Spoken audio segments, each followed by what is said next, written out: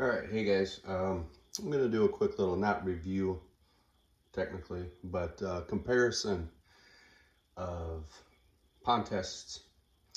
Got a couple different ones here, and I just want to cover a couple things, likes and dislikes of certain ones. First of all, you'll notice I got my little container here that's got everything in it. Test strips, not good. You're just not going to get the accuracy out of those. Again, just starting out, I thought, oh, a 14-in-1 test, that'll be great. No, not so much. So the first test I'm going to go through and talk to you about is the NT Labs. Okay.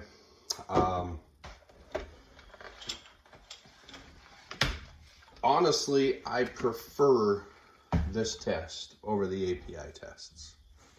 Let me get this out of the way. Reason being, and it's simple, the test tubes themselves are much bigger. You're still getting the same measurement, it's still the 5 mil, but the diameter of them is about twice the size, and they're plastic. The APIs are glass. So for my big hands, it's much easier to deal with a nice rounder, bigger test tube. Another thing that's cool about it is it comes with a little labeling kit. A label for your tube and also a label for your cap. So that way you can always use the same test tube every time you are testing the certain parameter. You're not going to accidentally have residue amounts from a nitrate test getting mixed in with a KH test. I do like that. It helps to stay organized. You see this fancy little tray over here. All this is a socket organizer. This is where I put my caps, tubes, so they can dry after I rinse them, and I just leave it up here on the kitchen counter, and they just lay on here like this so they can dry out and drain. Make sure you have a nice fancy syringe that you can fill up with the water, and then fill your test tubes with it.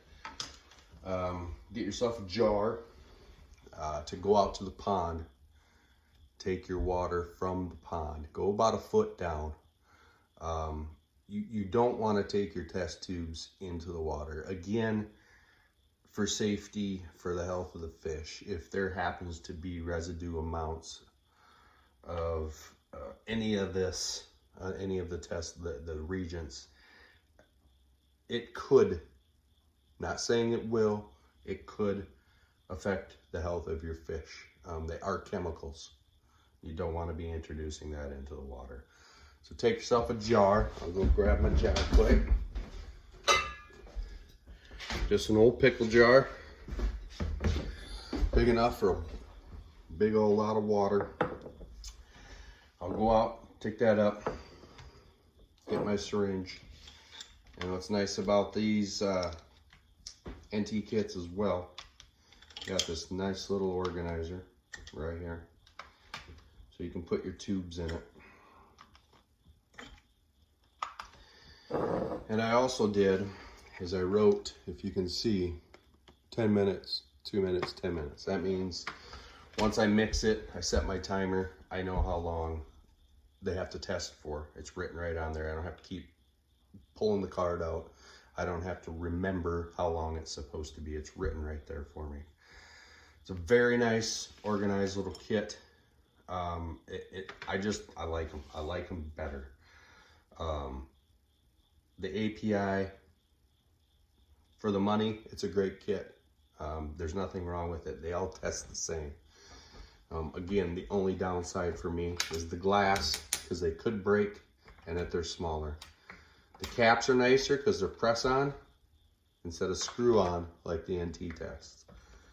I also have a couple digital tests as well. I got the pH meter.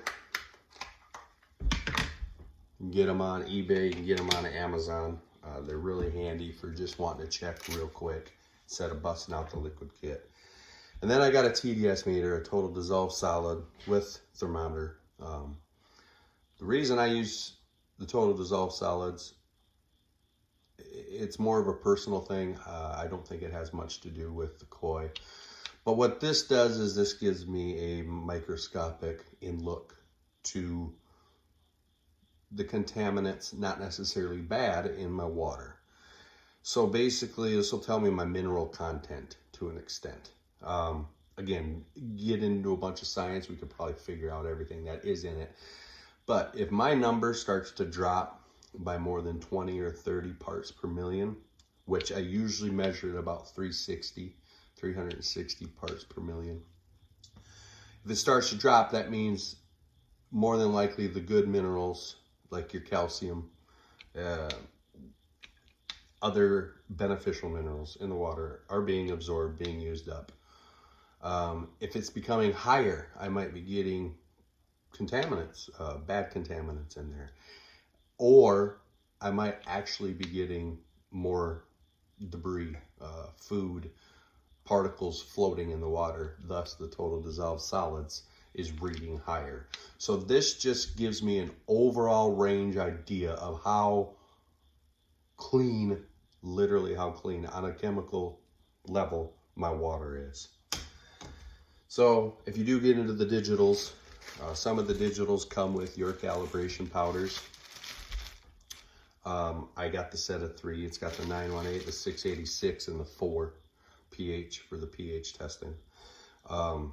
It's nice to have to recalibrate if you ever drop it or you don't think it's reading right because you're getting big discrepancies between your liquid and your digital. So it's nice to buy a set of, you can get 12 packets for like $3 off of eBay. Amazon, I'm sure, has it as well. And then I got just little sponges sitting there to clean up stuff if I spill something. And other than that, honestly, like I said, the API is a good test for the money. This is probably $15 more. The NT test is probably $15 more than the API test. They're gonna test the same. It's just personal preference at that point. I really do like my digitals. They come in very handy. As I showed you in the earlier videos, I do have a digital monitor that's out there hooked up to the pond at all times too. I can go out, turn it on, and get real-time, temperature, pH, and total dissolved solids on my pond. Get that, turn it off if everything looks fine. I'm down to testing probably once every 3 to 4 days now.